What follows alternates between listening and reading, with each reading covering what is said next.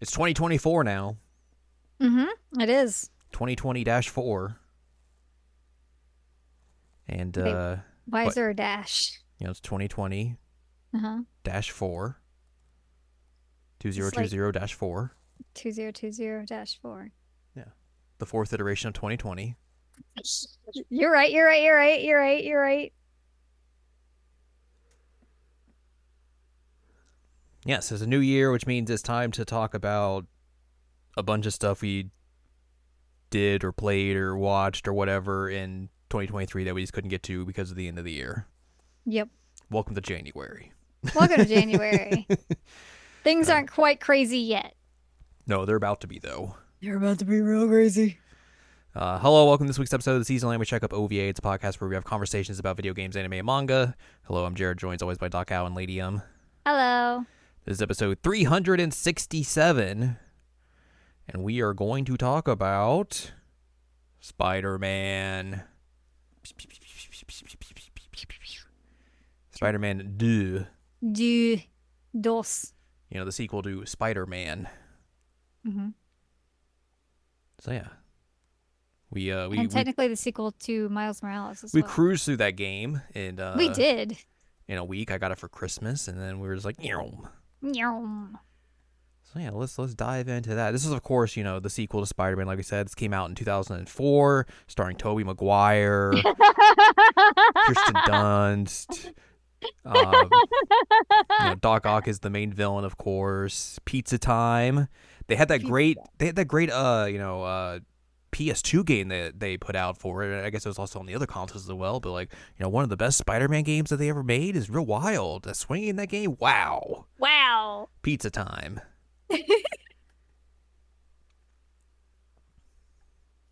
Unfortunately, no pizza time in this one. Just a lot of New York pizza in this version of Spider-Man 2. Mm-hmm. This game came out on October 20th, 2023 for the PlayStation 5, and that's it. Yep. Like you said, it is a sequel to Spider-Man and to Spider-Man Miles Morales. We get both of the Spider-Mans in this one. You get to play as both of them. You can switch back and forth between them. Got all sorts of actually. costumes for them. Some ones you expect, some real wild ones as well. Mm-hmm. All that fun stuff. Yeah, let's talk about the development of this here video game. Okay. Both the first game and its spin-off title, Miles Morales, included implicit teases toward future titles, including post-credit scenes, alluding to Insomniac Games' intentions to introduce Venom into their narrative, as well as feature Norman Osborn and his son Harry in more prominent roles, because it's Marvel, so we gotta do that stuff. Yep. This dude, Inither, I don't know who this is. Who is this guy that we are... one of the directors, Brian Inither, stated that Insomniac Games had discussed including the black suit as an unlockable costume during the development of the first game, but a meeting with Insomniac art director Gavin Golden, Marvel Games vice president Bill Roseman, and senior director Eric Monacelli convinced them that the symbiote would have to play a more significant role in their Spider-Man story to justify its inclusion. When unveiling Miles Morales at Sony's PlayStation 5 reveal event in June 2020, Insomniac stated that a standalone title featuring Miles as the protagonist would not detract from the fact that they had much of Peter's stories left to tell in future games. This and the Wolverine game were jointly announced at the PlayStation Showcase event in September 2021. Brian Inither and Ryan Smith serve as the game's creative and game directors, respectively reprising their roles from Marvel's Spider-Man, with Yuri Lowenthal, Najee Jeter, and Tony Todd starring as Peter Parker, Miles Morales, and Venom, respectively. The Candyman is Venom. It's a wild get. Yeah. Do you not know the Candyman? No. It's a series of horror films. Tony Todd is the Candyman. There you go. Well, now I know. Speaking on This Week in Marvel podcast, Bill Roseman described the game's narrative as a little darker, as well as the next big chapter. He likened the story's tone to The Empire Strikes Back, contrasted with how Marvel's Spider-Man narrative felt tonally similar to the original Star Wars. What? Sure. What? You gotta get that Disney synergy together. Oh, you're right. Of course. In January 2022, Brittany Morris, who previously wrote the Miles Morales tie-in novel Wings of Fury, joined the writing team on the game, and in June, freelance artist Davison Carvalho was hired to serve as the game's art director. Carvalho had also served as a concept artist for various Marvel Cinematic Universe films. That November, actor Scott Porter, who voiced Harry Osborn throughout the research station activities in the first game, revealed that he was recast in Spider-Man 2 to accommodate the character's more prominent role in the story, addressing potential issues such as the age gap between himself and the character as they decided to go photorealistic. Actor Graham Phillips was later announced to take over the role of Osborn from Porter during San Diego Comic-Con in July of 2023. Lowenthal discussed his portrayal of Peter Parker as he is under the influence of the Venom symbiote, citing behaviors of addiction as a major inspiration on how he would differentiate his two vocal performances at different points in the game. He additionally likened his delivery as symbiote Spider-Man to his time voicing the character Sasuke Uchiha in the anime series Naruto. What? Which was a stark contrast in tone to the plucky young heroes he was used to playing due to Sasuke's comparatively downbeat personality and have to dig a little bit to emulate the character's angst. That's so funny. You know, I always likened the symbiote to Sasuke. Very brooding. Both wanting to kill their brother, of course. Oh my god. The game would not depict Eddie Brock as the symbiote's host, a deviation from the majority of Spider-Man media featuring the character. Inither cited a desire to tell an original story that stood apart from both the characters, both the comics and various films featuring Venom, while respecting the roots of the character. Inither asserted that they never intend to interpret a character so differently from other appearances at the risk of alienating fans. But they did want to provide a unique take on the material it felt tied to their franchise, citing the creative liberties taken with Peter Parker's advanced suit in the first game as an example, and how despite the adherence to classic elements like the red and blue color scheme, the enlarged white spider emblem on the suit's chest distinguished the characters as Insomniac's version of Spider-Man among other adaptations. And then the game went gold in September. Nice. Yeah, I think they're going to do DLC eventually for this because they did DLC for the first game. I don't think they've announced any of that, of what that's going to be or anything yet, but I would assume that will be the case. In terms of reception, it has a 90 out of 100 on the Metacritic. Wow. It's pretty high praise. The game sold 2.5 million units in the first 24 hours of release, making it the fastest-selling PlayStation Studio games using the first 24 hours as the metric, and over 5 million units within 11 days. And in the United Kingdom, where all the bruvs are, it was the best-selling retail game during its week of release. The fourth biggest physical launch of the year, bruv. And then it got nominated for a bunch of awards at the Game Awards and did not win anything. Nope. Oops magoops. It's an honor just to be nominated. Yeah. We're happy to be here. We're happy to be here. What was it nominated for? Let's take a look here down here. Game of the Year. Okay. Best Game Direction. Okay. Best Narrative. Best Audio Design. Okay. Innovation and Accessibility. Okay. Best Action Adventure Game. Okay. Player's Voice. Okay. And Best Performance for Yuri Lowenthal. Nahone. Big shutout there. Yeah. Whoops. Whoops magoops. Spider-Man 2. Spider-Man 2. The Spider-Mans are here. Both Spider-Mans are Both here. Spider-Mans are working together. Yep. They're doing the thing. Because that's what you do when you're a Spider-Man. You swing through the city and you do the thing. Yeah? Mm-hmm. Yeah? That's how that works. That is correct. That is what you do. Mm-hmm. The big villain of this is Kraven, which is interesting because Kraven's not really necessarily like you see as a big name villain in the Spider-Man universe. But they do, I think, make a good job of like making him seem like a big deal. Mm-hmm. Because they make him like a lot more vicious and ruthless and like going around killing other kind of side villains here and there. Yeah. Which is also kind of wild because you look at that and you're like, you're kind of killing off some of your villain like roster that you could use later on in stories. Mm-hmm. And now you're kind of like pigeonholing yourself in terms of how many villains you can like, go back with and bring back. So that's pretty wild to see. It is. I mean, I guess they could do like somebody took up the mantle type things. Oh yeah, totally. I mean, it's comics. But I mean, like, I don't know. Scorpion did. poison. Poison. In this case, yeah, kind of. Yeah, kind of. But yeah, there's like a whole section of just like, here are all the dead guys, and I was like, oh, Well, okay, that's bad. yeah, oops, maybe. Hmm. So yeah, you're right. It just kind of knock you into a corner, push you into a corner. I don't know. It just makes it sound like somebody's cabadoning them in a corner now, and they're like, Bam. no villains for you. But anyway, they've put themselves into a corner where they've killed off several big Spooderman villains. Yeah, but I guess as well, when you think of Spider-Man, big Spider-Man villains, I don't think you were necessarily thinking like Scorpion or No, Vulture. So no, no, no, no, no, no. it's fine, but also it is kind of it's a surprising thing to do. So that is Yes, what it they are is. going for. So makes Yeah. sense. Um, it plays very much like the other two games. It's which is good and bad, I think, Mm-hmm. because like I wouldn't say the gameplay's bad or anything. Like it's competent. Like both Spider-Men have their own different abilities that you can use and all that sort of stuff. But it is basically the same gameplay that superhero games have been using since Arkham Asylum, Right.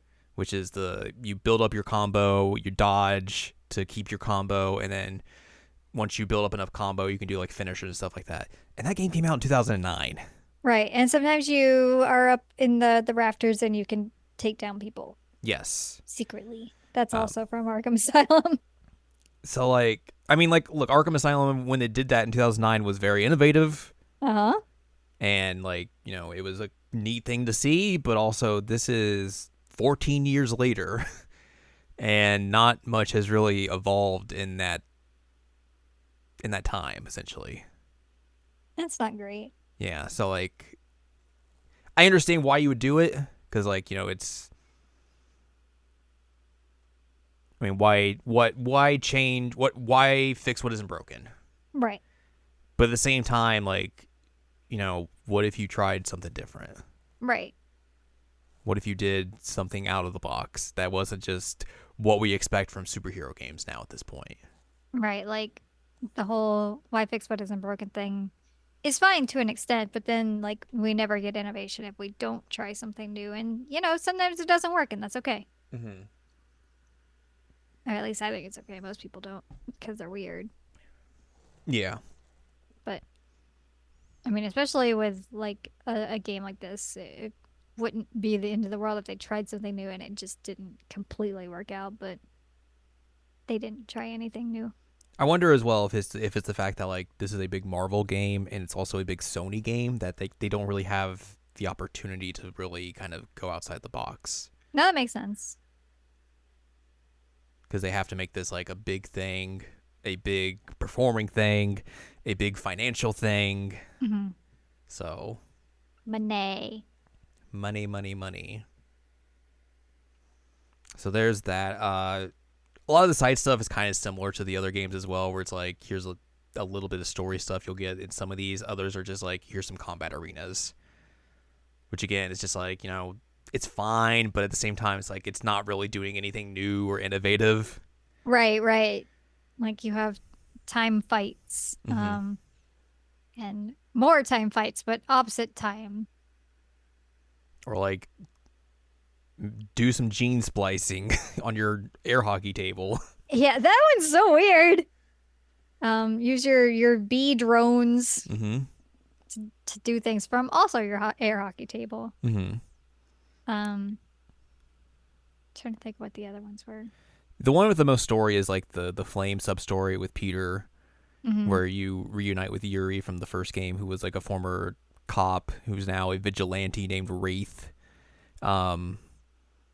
But it's them two like trying to take down a cult, but they have differing ideas of how to take that down. But by the end of it is essentially just like set up for a story that they'll tell later, which is the Carnage story. Right. So like you don't really get left on like a good note with that. It's just kind of like, okay, here's a setup for something else we're gonna do later. Right. See you then. Bye. So it's like, I guess. Yeah. So yeah, I feel like a lot of the side stuff is kind of just like there to really kind of just like pad out the game and like make you do stuff in their big, ginormous open world of New York. And Because then if you you, also get the spider bugs that get you another weird like tie-in thing. there's a tie-in to the Spider-Verse movies with Yeah, that. yeah, yeah. Um, but yeah, it definitely does feel like kind of like we need stuff to do in this giant version of New York that we made. Because if we didn't have that, there would not be a whole lot to do in this big city.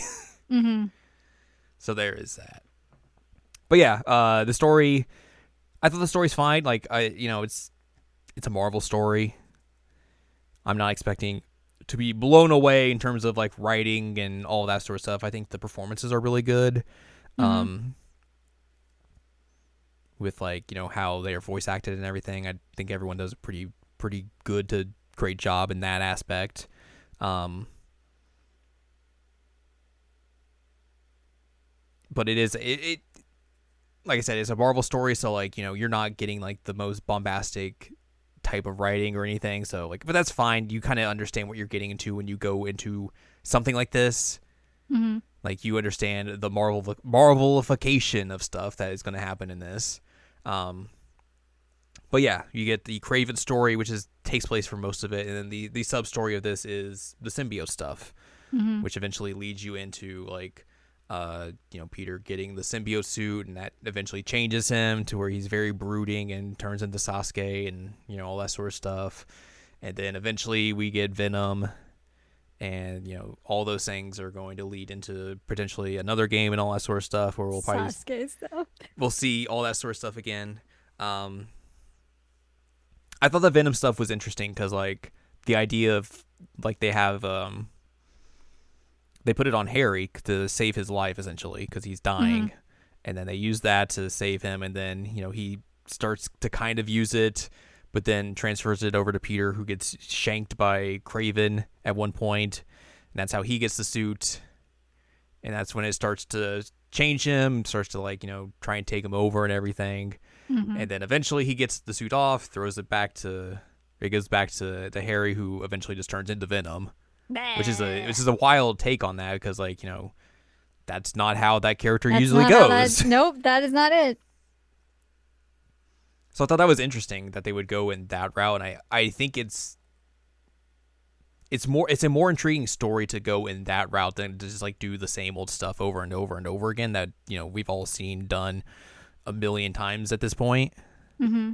Like give us different takes on these characters, or also just like do different things with these characters, like with what they're doing. So I And thought they that did the was same thing with Scream as well, mhm, because Scream is not usually, spoiler alert, MJ. mhm.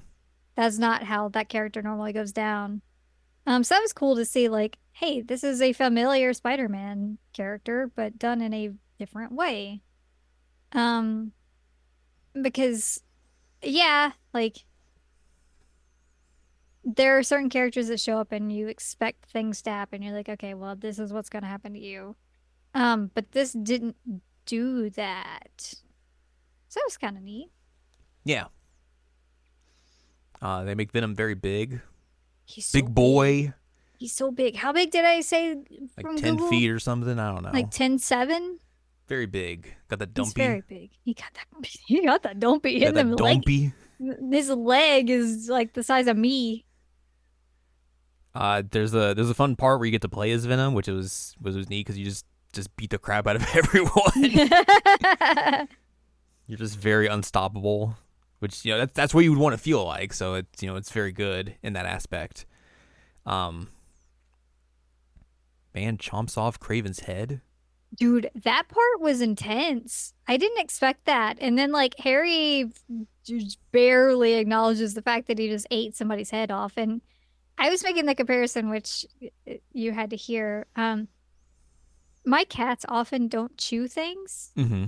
They just kind of like put it in their mouth and then throw it back down their throat, and like that's how they eat. Like that's kind of what he did to what Craven said. Ow. No, no chewing, just straight down the gullet. Nom, nom, nom, nom, nom, nom, nom.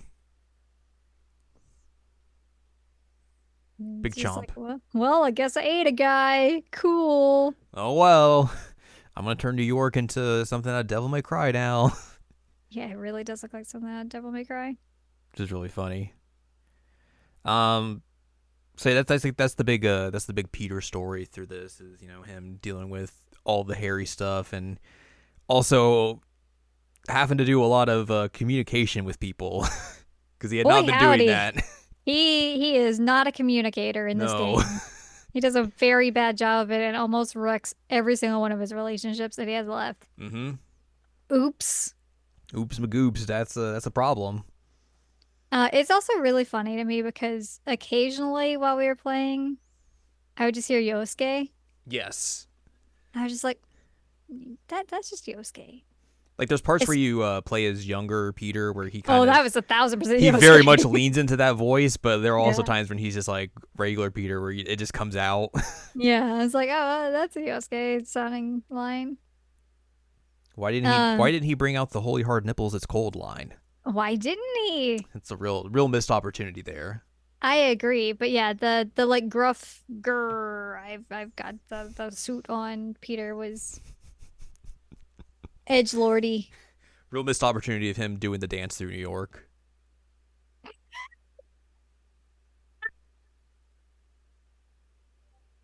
giving him the emo swoop hair. You gotta wait till the next game for that. True. I mean, they do give you the original Spider-Man trilogy suit, so Yeah, they that do. was nice. So we got to fly around as those as the regular and then also the black one from 3. And they gave you the amazing ones too. Mm-hmm. No hero by Chad Kroger featuring Josie Scott from Saliva though, unfortunately. Tragic. We Very had to sing it tragic. ourselves. uh, God. good times. Yeah. But yeah, that's Peter's story. Miles' story goes in, obviously a little bit of a different way. He does also have to deal with communication stuff from Peter, but also deal with Peter being a real butthole when he's in the black suit. hmm It's a And real he has to butthole deal to with like him. balancing his social life too. Gotta And write that college entrance exam. I was so worried about his college essay, his college application essay. And it's like, It's real struggling with that. you gotta write it, man. You gotta write it. Like every time somebody talks to him, he's like, I'm working. I'm like, Mm-hmm. no. But like, Yankee and Haley. Haley are both like, hey man, like whenever I see you and we understand that that's the thing that you do. Like we're not mad about it, but we're also kind of worried about you, which is fair. I mean, like they never once say like, hey, maybe you shouldn't be doing this or like this is a bad thing that you're doing, but they're more concerned that like he just doesn't stop and doesn't have time to do anything for himself, Right. It also which doesn't is help. fair. It doesn't help as well that like, with the whole Craven thing, Craven's whole deal is that, he's getting a bunch of the villains out because he wants to hunt them. Mm, And he breaks Mr. Negative out of the raft, and mm. that's who killed his dad. So he has to deal with all those feelings of like, what do I do with this? Do I go get him back? Do I do I do more than that, or what am I Right, like doing? he's trying to figure out like is revenge a thing that I actually want to do or not? Mm-hmm. And like grief Yes. sucks, man. So like I can understand his perspective on this. And I mean everybody's trying to convince him like, hey, you don't want to go down that route. But he has to make that decision on his own of whether he wants to go down that route or not. He's also a teenager, so like, Yeah, he's also like what, 17, 16, yeah. So something it's like like that. he's got to figure all that out also while just like in a very rough part of his life. Just not it's not going to be easy in the slightest. No, and I mean like, you're having to figure out like what am I gonna do with the rest of my life? And he's having to I mean, he has to apply for a college in New York because he can't leave New York. He's Spider-Man too. Spider-Man Jr. Yeah, so he's got a very limited roster of colleges he can actually get into, so he's got to do his best. He's gotta do And his best. You're right. he's trying to figure out like, well, what do I want to do when I grow up and how do I deal with relationships? And oh man, my mom is dating another guy. How do I feel about that? Mm-hmm. Like, bro is struggling and like that's understandable.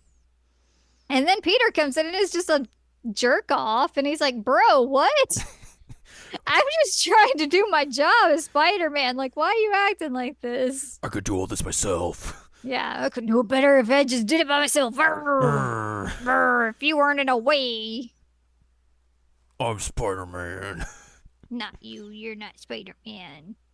Uh, But I do like the stuff they do at the end with him and Martin Lee, where like they hmm have to like really rectify their issues, and yeah. like it's basically forced because Craven makes them fight each other, and then Mr. Negative goes into Miles' psyche hmm to like try and break him down, but then like learns all the stuff about him, and then Miles like saves him, so he's like, oh, all Hmm. right, well, okay, well let's figure this out, and then Yeah. like he comes back to help them out later on, and then he helps Miles save Peter from getting hmm taken over by the symbiote again. It's like some very good scenes in there. Yeah, yeah. I mean, it's not a redemption per se, No. but it's a conundrum that ends up working out in a really interesting way because like there's even a line in the fight that Miles says like, "Well, I'm not the Spider-Man that you know," or something like that, or Hmm. like I'm not the regular Spider-Man, like indicating like I really do want to kill you. That's legit. Um, but he ends up just carefully placing him outside and basically sacrificing himself so that he can get help from Peter. Yeah. And then Martin Lee's like, I guess I gotta help that kid now because he didn't kill me and he had the chance to kill me and dang it. I think one of the interesting things this game actually does is like try and show villains getting off on like a better foot after the events of both the previous games. Yeah. Um, so like you see Tombstone's like working as like a mechanic at like Coney Park, trying to fix like go karts and all that stuff. And he's like trying to get his life back together.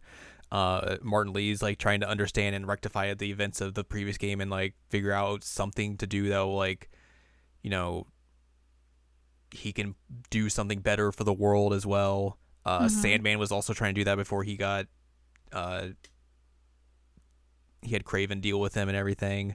hmm Um, who else am I thinking? Oh, Mysterio.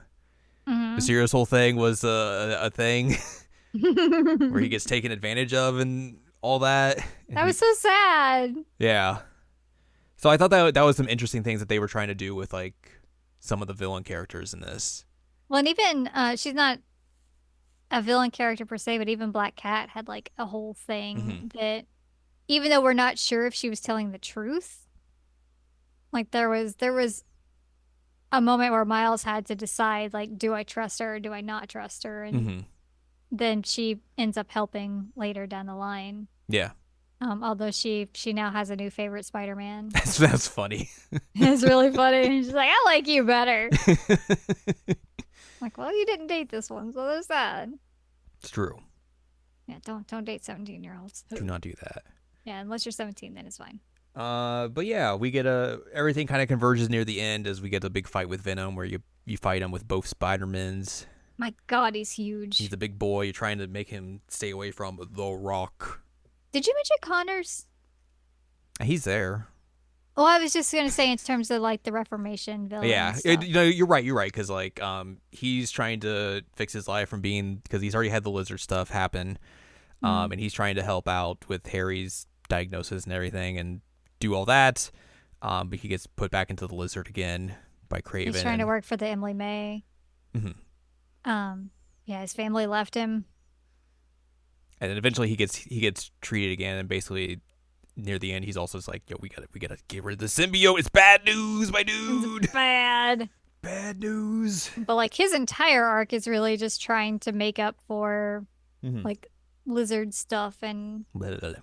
Got his tail cut off at one point. It was ooh. It grew back though. It was fine. It did, and Peter's like, "Oh God, I hate that." It was like when a Venom got his tongue cut off, Oh yeah, that. and it just Ugh. was like, bleh, Bah, I'm back. Blah, blah, blah, blah. bah. Yeah, like, Connors was a big one in the plot of like villain redemption Mhm. ish. Yeah. But yeah, you fight Venom at the Emily May Foundation again, Hmm. and you're able to get Harry out of the suit and take out You the also fight symbiote. him on the football field. You fight him on like they destroy their old school and everything. Cool. It's real messed up.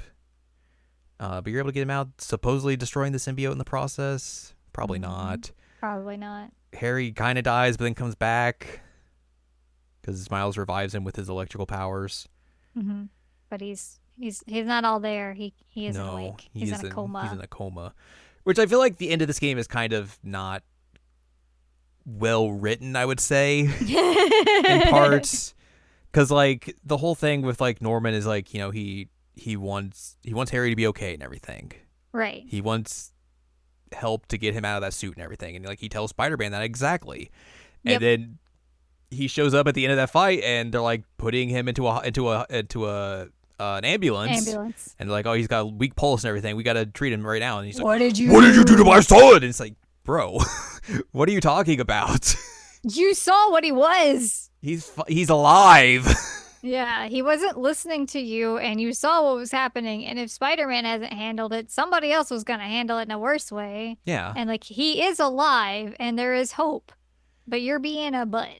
And like But obviously he can be sad about the fact that like he's in a coma for now, but like right. it just feels very tacked on, and like we really need to give him a push to being a villain at some point, but like if you want to do that, Yeah. just kill Harry off. Yeah, that I think that's what they should have done is just if they were going to make him feel like Spider-Man was the villain, then they needed to have Harry die Mhm. because it just felt weird.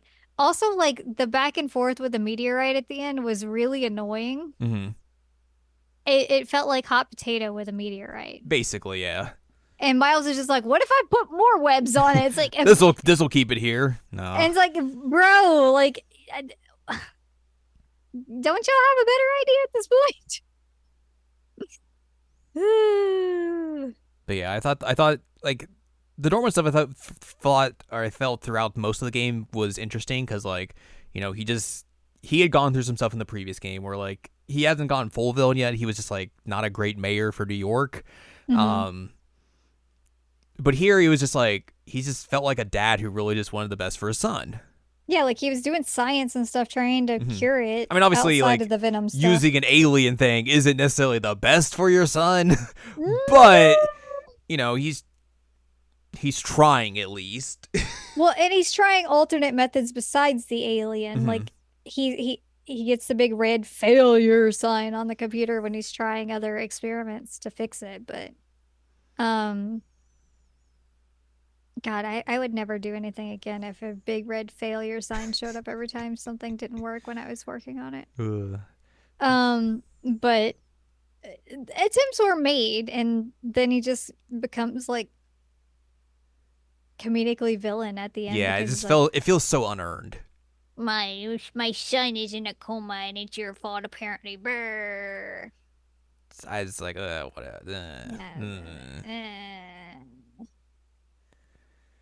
Because we get a mid credit scene after everything is wrapped up, where he goes and meets Doc Ock, who's like, "I'm writing the final chapter." Also, Oh, your son's in a coma. You deserved it. Sucks to be you. get dunked on.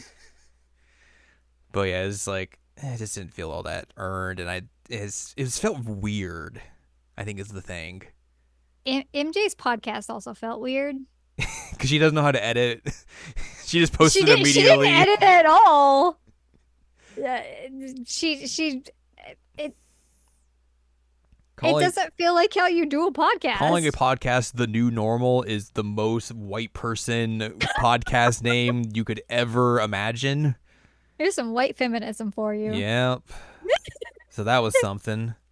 No explanation on how they're gonna pay for this house with their podcast and their garage Garage Emily startup. May Foundation. Don't worry, he's got a hockey table there. He's gonna do all the gene splicing. Yeah, he's got trees that are going to happen in the future, and I'm sure those trees will pay Bees. things. Um, Although there was a moment where he's talking about his student loan payments, and I was like, oh God, that's why he's working. Like he tried to be a teacher, and then he got fired on his first day, and then he's working for the Emily May Foundation, which is a nonprofit. And it's like he's trying to get public service loan forgiveness. Like I feel you, man. You do things that you got to do to get that loan out of the way, but it's a little too real there. But I don't know how he's going to afford that house when they're doing a podcast and a startup and living in Queens. And also having to repair that house Yeah, also having to repair that house. because Like, they had a hole through it. yeah, that's kind of a big deal. Um, which I didn't experience the first game, hmm but man, Jameson is very Trump coded. Oh yeah, like that was 100% the thing in the previous game was like because he didn't have the bugle job then he would just had the podcast so it's like yeah you very much are just making him like Alex Jones. Yeah, oh boy. Like there are a few times in here that's like, oh, you definitely vote Republican. hmm Wow, wow, wow, wow, wow. that is how he is. So MJ getting to tell him like F off is pretty good, but hmm her podcast solution is less good. This is the new normal. It's like oh brother. Oh boy. Oh boy. Now a word from today's sponsors. I mean, does she even have sponsors? Who's paying her for this? That's a good question. Are sponsors going to pay you if you're not editing your podcast? Well, apparently you can just talk into a microphone and then immediately stop. You don't have to save or anything. You don't have to export. Immediately you just publish it and then it's on the internet. That's how Yeah. doing a podcast works. Why haven't we been doing it like that? That's look. I've been doing podcasts now for what like almost a decade. A decade? And I just never figured that out. I just must have missed the big publish button after I hit stop recording. That's on me.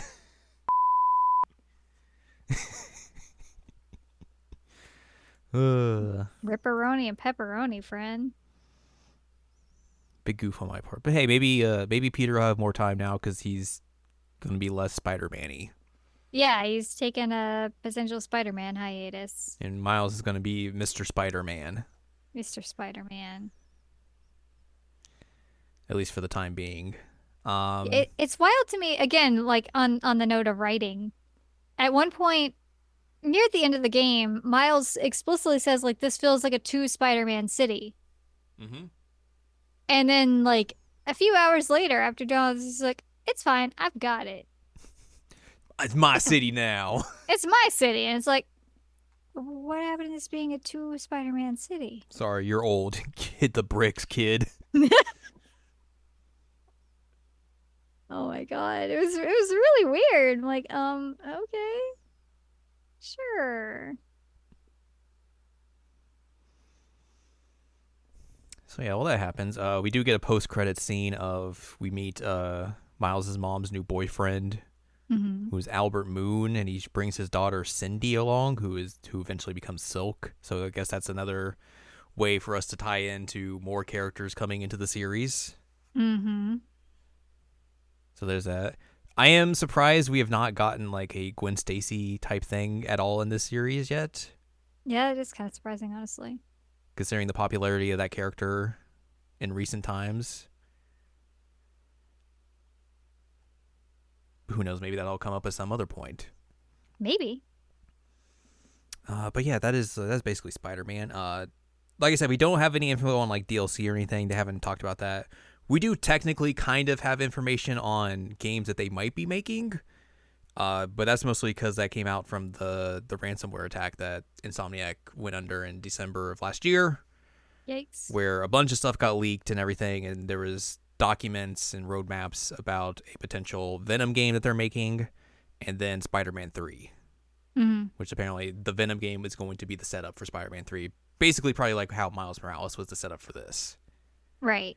So more Venom in the future. There was also, I guess, like talks with like Tony Todd where he said like, yeah, I did a lot of dialogue for that game that's not in the game. So that was also kind of like people hinting at, or people thinking that like, oh, there's either going to be a big Venom DLC or he's going to get his own game or something like that nature.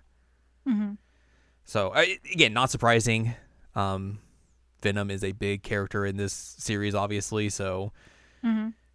you People capitalize. really like him too. Yeah, you capitalize on that when you get the chance. So, and with the way this game ends, they're definitely not like wrapping it up anytime soon. So, a third game is not surprising in the slightest. So, Mm-hmm. but I would assume those are going to come way down the line, considering they're currently working on the Wolverine game, and I would Right. assume that comes first, and then the Venom game will probably be like a smaller game like Miles Morales, and then Spider-Man 3 will be his own big thing. Mm-hmm. So yeah, Spider-Man. You did not like the 24 frames animation thing that you could put on the Spider-Verse skins in this game. It made me almost vomit. we unlocked the Spider Noir costume, the Nick Cage one, Mm-hmm. and I put that on there, and immediately you were like, no, no, no, Well, don't like this. The costume was fine. It was Yeah, just the animation on it. the animation. I was like, oh god, this like it was gonna make me motion sick. It's a cool thing to put in here. Like I think it's a neat effect. It just Mhm. doesn't really fit in a game that runs at like 60 frames per second, I think. Mm-mm-mm-mm. We did keep on the comic effects when you hit people though, because that's fun. That's fun. I Yeah. like that a lot. Also, we played with the Miles costume. We played through most of this game with was the Bodega costume, where you have the backpack with Cat Spider-Man the Spider-Man cat. just hanging out the whole time, which is very great. It was really Love that good. costume. It's so good. It's popping out every time, like, "Rah, Meh." I'm a cat. Or like there was the one moment where like Peter was being a butthead and the cat just popped out. It was like batting at him. It's like, all right, well that works. There's also like there's a special finisher in that costume where the cat will help you attack. This is really good. That's pretty good. But yeah, that's Spider-Man. Pew pew pew. Pew pew pew. Screaming Infidelities. Oh my god. The soundtrack for this game, of course. Right. I don't know what the big song from Spider-Man 3 was. Oh. Which is saying something, because like Spider-Man 1 and 2 had big songs come out of it. Spider-Man 3, I could not tell you. That's a conversation for a different time. Right. But yeah, that's Spider-Man 2, and that's going to do it for us this week. Spooderman. Spooderman. So if you'd like more from us, head on over to seasonalanimeCheckup.com or sec.cool, where you can find past episodes of this podcast and other podcasts like Jared Now Watch. You can also find columns and reviews on the site as well. You can follow Ann Ladium at AnnLadium.com. She's got columns and reviews. Check out all our Game of the Year stuff we put up last week. It's a bunch of stuff, and you should look at it. It's good. You can follow us on Twitter and TikTok at Anime Checkup. Follow us on Blue Sky at seasonalanimeCheckup.com. You can buy our books, One Shiny Moment, a critical analysis of Love, Life, Sunshine, Hot Tubs, and Pac-Man on Amazon.com. And you can support us on Patreon, patreon.com/SACOVA. Buy us a slice of pizza, get access to unedited versions of the podcast early, and a whole wealth of bonus content as well. Mm-hmm. Mm-hmm. Next week, we'll talk about one of the many other things that we experienced. On the back burner. You experienced in 2023 that we're getting to now. Yes, yes, yes.